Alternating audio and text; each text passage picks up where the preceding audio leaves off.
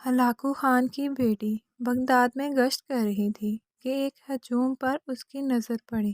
پوچھا لوگ یہاں کیوں اکٹھے ہیں؟ جواب آیا ایک عالم کے پاس کھڑے ہیں۔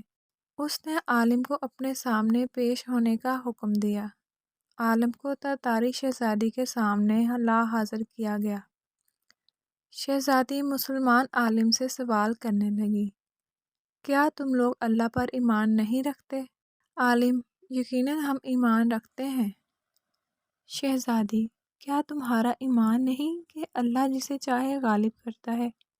عالم: یقیناً ہمارا اس پر ایمان ہے۔ شہزادی: تو کیا اللہ نے آج ہمیں تم لوگوں پر غالب نہیں کر دیا ہے؟ عالم: یقیناً کر دیا ہے۔ شہزادی: تو کیا یہ اس بات کی دلیل نہیں کہ خدا ہمیں تم سے زیادہ چاہتا ہے؟ عالم: نہیں۔ شہزادی: کیسے؟ عالم: تم نے کبھی چرواہے کو دیکھا ہے؟ شہزادی: ہاں دیکھا ہے۔ عالم: کیا اس کے ریوڑ کے پیچھے چرواہے نے اپنے کچھ کتے رکھے ہوتے ہیں؟ شہزادی: ہاں رکھے ہوتے ہیں۔ عالم: اچھا، تو اگر کچھ بھیڑیں چرواہے کو چھوڑ کر کسی دوسری طرف نکل کھڑی ہوں اور چرواہے کی سن کر واپس آنے کو تیار نہ ہوں تو چرواہا کیا کرتا ہے؟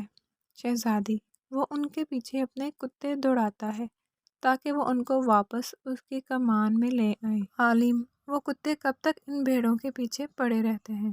شہزادی: جب تک وہ فرار رہیں اور چرواہے کے اقتدار میں واپس نہ آ جائیں۔ عالم نے کہا، تم تاتاری لوگ زمین میں ہم مسلمانوں کے حق میں خدا کے چھوڑے ہوئے کتے ہو۔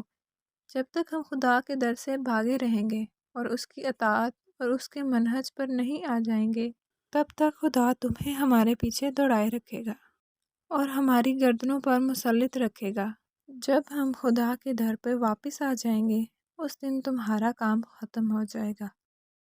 آج پھر وہی حال ہے۔